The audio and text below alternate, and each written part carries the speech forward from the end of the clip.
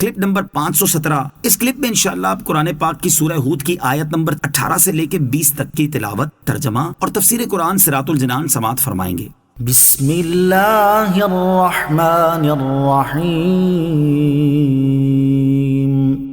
ترجمہ، اللہ کے نام سے شروع جو نہایت مہربان رحمت والا ہے۔ ومن اظلم ممن افترى على الله كذبا أولئك يعرضون على ربهم ويقول الأشهاد هؤلاء الذين كذبوا على ربهم ألا لعنة الله على الظالمين۔ ترجمہ، اور اس سے بڑھ کر ظالم کون جو اللہ پر جھوٹ باندھے۔ یہ لوگ اپنے رب کے حضور پیش کیے جائیں گے اور گواہی دینے والے کہیں گے یہی وہ لوگ ہیں جنہوں نے اپنے رب پر جھوٹ بولا تھا، خبردار ظالموں پر اللہ کی لعنت ہو۔ ومن اظلم ممن افترى على الله كذبا، اور اس سے بڑھ کر ظالم کون جو اللہ پر جھوٹ باندھے۔ اس آیت اور اس کے بعد والی 4 آیات میں اللہ تعالیٰ نے کفار مکہ کی مذمت میں تقریباً 14 باتیں ارشاد فرمائی ہیں۔ اس آیت کا خلاصہ یہ ہے کہ کفار مکہ یہ کہتے تھے کہ اللہ تعالیٰ کی بارگاہ میں بت ان کی شفاعت کریں گے، اور یہ بت اللہ تعالیٰ کے شریک ہیں، نیز وہ اللہ تعالیٰ کے لیے اولاد بھی مانتے تھے، اور یہ اللہ تعالیٰ پر صریح جھوٹ اور افترا تھا۔ اس لیے ان کی مذمت میں اللہ تعالیٰ نے ارشاد فرمایا کہ لوگوں میں اس سے بڑھ کر ظالم کون جو اللہ عز و جل پر جھوٹ باندھے اور اس کے لیے شریک و اولاد بتائے۔ یہ جھوٹ باندھنے والے لوگ جب قیامت کے دن ذلت و رسوائی کے ساتھ اپنے رب عز و جل کے حضور پیش کیے جائیں گے تو ان سے ان کے دنیاوی اعمال دریافت کیے جائیں گے۔ انبیاء کرام علیہ الصلوۃ والسلام اور ملائکہ ان کے خلاف گواہی دیں گے اور کہیں گے کہ یہی وہ لوگ ہیں جنہوں نے دنیا میں اپنے رب عز و جل پر جھوٹ بولا تھا، خبردار ظالموں پر اللہ تعالیٰ کی لعنت ہو۔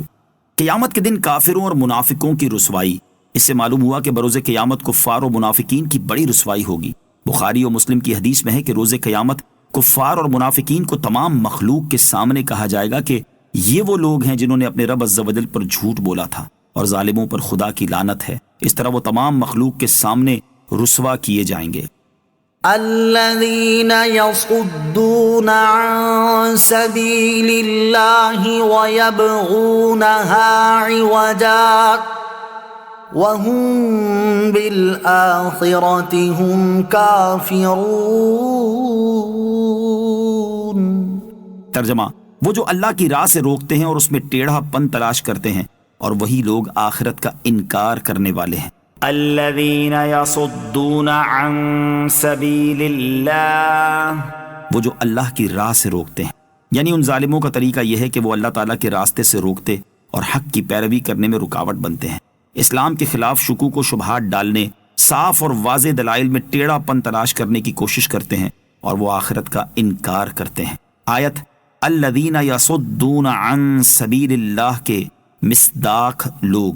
اس آیت میں وہ کفار و مشرکین بھی شامل ہیں جو ایمان کا سیدھا راستہ چھوڑ کر کفر والا ٹیڑھا راستہ اختیار کرتے ہیں، اور وہ مرتدین بھی شامل ہیں جو قرآن کے معنوی تحریف کر کے صحابہ کرام رضی اللہ تعالی عنہم اور عام مسلمانوں کے خلاف راستہ اختیار کرتے ہیں، اور آیات کے وہ معنی کرتے ہیں جو متواتر معانی کے خلاف ہیں۔ اگر انہیں آخرت کا ڈر ہوتا تو یہ جرت کبھی نہ کرتے۔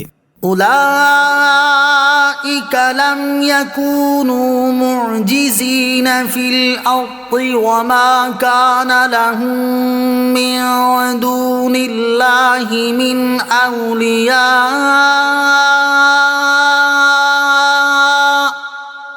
یضاعف لهم العذاب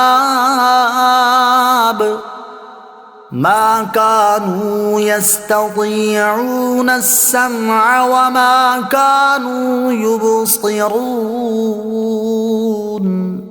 ترجمہ، وہ زمین میں عاجز کرنے والے نہیں ہیں اور اللہ کے سوا ان کے کوئی مددگار بھی نہیں ہیں۔ ان کے لیے عذاب کو کئی گناہ بڑھا دیا جائے گا، وہ نہ تو سن سکتے تھے اور نہ دیکھتے تھے۔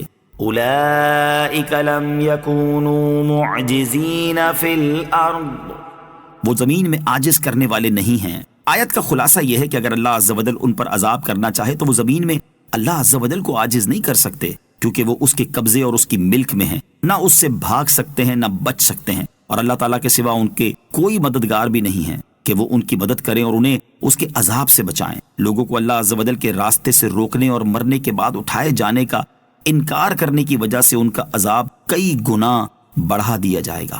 ما كانوا يستطيعون السمع، وہ نہ تو سن سکتے تھے۔